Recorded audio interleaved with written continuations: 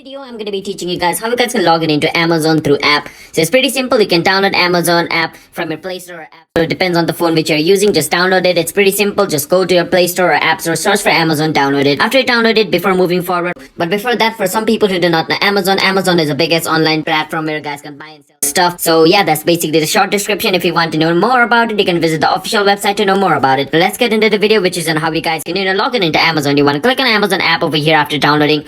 After you download it, basically it's gonna say sign in or create account. Basically, we already have our account, so we're going to click on sign in over here, and we want to enter the email address, phone number of our account. All right, so you can use create account to create yourself an Amazon account if you guys have not yet created an Amazon account. But if you guys have already created one, you can come over here, enter your email address. You can enter your email address like this, clicking continue, and if the email you entered over here is correct, you should be able to log in into your account like this. Now in the next step, it's gonna ask you for your password. Now over here, you want to enter the password of your account.